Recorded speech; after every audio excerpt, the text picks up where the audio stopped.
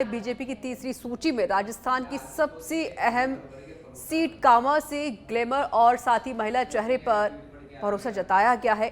मेवात इलाके से जुड़ी कामा विधानसभा सीट से बीजेपी ने फैशन डिजाइनर और 1 करोड़ की नौकरी छोड़कर भारत आई नौक्षम चौधरी को टिकट दे दिया है। हालांकि कांग्रेस ने इस सीट पर अभी तक पत्ते नहीं खोले हैं, या फिर यूं कहें कि कांग्रेस को बीजेपी की सूची और प्रत्याशी का इंतजार रहा है। अब देखना होगा कि नौक्षम का नाम सामने आने के बाद कांग्रेस किसे चुनावी मैदान में उतारने वाली है।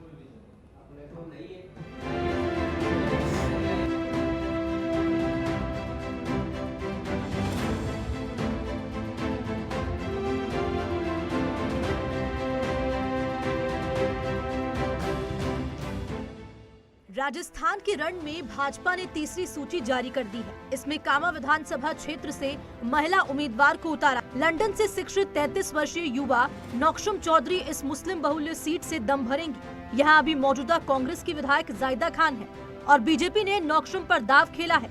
दरअसल कामा की सीट मुस्लिम बहुल्य है, इसलिए यहाँ पर उम्मीदवार की हार जीत का फैसला यही समुदाय करता है। 2019 के लोकसभा चुनावों में बीजेपी ने हरियाणा के मेवात जिले की पुन्हाना मुस्लिम बहुल्य सीट पर बीजेपी ने दाव खेला था।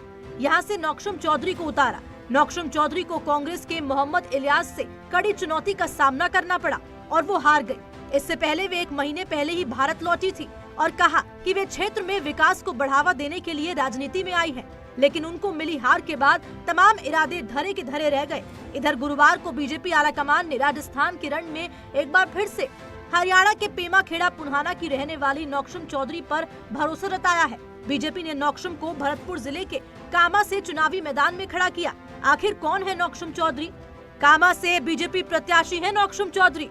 हरियाणा के पेमा खेड़ा पुन्हाना की रहने वाली, पिता एक सेवानिवृत्त न्यायाधीश, मां हरियाणा के राजस्व विभाग में वरिष्ठ अधिकारी रही। ड्यू के मिरांडा हाउस कॉलेज में इतिहास में स्नातक, इटली से लग्जरी ब्रांड प्रबंधन और लंदन से संचार में मास्टर डिग्री ली। विदेश से करोड़ों का पैकेज छोड़ा, भारत आकर राजनीति की ओर हुई आकर्षित। क्षेत्र में विकास को बढ़ावा देने थामी राजनीति। 2019 में लोकसभा चुनाव में भाजपा से रही प्रत्याशी। पुन्हाना मुस्लिम बहुल्य सीट से हारी नौक्षम। कांग्रेस प्रत्याशी से हारी तो धरे रह गए इरादे। भरतपुर जिले की कामा ऐसी सीट है जहां कांग्रेस को हराना बीजेपी के लिए हर बार मुश्किल रहा है। यहां का इतिहास देखें तो मुस्लिम बहुल्य कामा सीट पर कई बार कांग्रेस का आधिपत्य रहा है। 1962 में कांग्रेस के मजलिस खान जीते और लगातार 10 साल विधायक रहे। 1972 में भारतीय जनसंघ के मनोहर लाल जीते। 1977 के चुनाव में जनता पार्टी के मोहम्मद जहूर खान जीते। 1980 में जनता पार्टी के चाऊ खान विधायक बने। 1985 में कांग्रेस पार्टी के शमशुल हसन विधायक चुने गए। 1990 में पहली बार निर्दलीय मदन मोहन सिंघल जीते। 1993 में कांग्रेस के चौधरी तैयब हुसैन जीते और 10 साल विधायक बने रहे। 2003 में बीजेपी से मदन मोहन सिंघल जीते।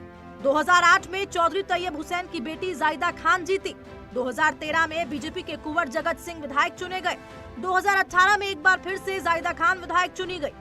इधर बीजेपी की सूची में नौक्षम का नाम आने के बाद सियासत के जानकार बताते हैं कि बीजेपी यहां पर मुस्लिम प्रत्याशी को खड़ा करती तो कांग्रेस के लिए कांटे की टक्कर होती।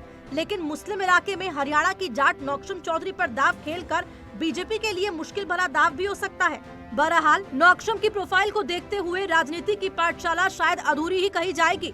भले ही वे हरियाणा चुनाव में कहती रही कि मैं महिला सशक्तिकरण और शिक्षा के लिए काम करना चाहती हूँ। मेरे माता पिता ने मुझे ये मूल्य सिखाए हैं कि जीवन में कुछ भी अच्छा करने के लिए कहीं भी कुछ किया जा सकता है। भले ही उनका हरियाणा चुनाव की तुलना में इस बार जीत का भरोसा है, लेकिन बड़े सियाने कह गए हैं कि राजनीति का पाठ केवल अनुभव से आता है। बहरहाल सियासी रण को जीतने के लिए नौक्षम कितना दम भर पाएंगी, ये तो 3 दिसंबर के नतीजे ही बता पाएंगे। ब्यूरो रिपोर्ट, सच बे धड़क।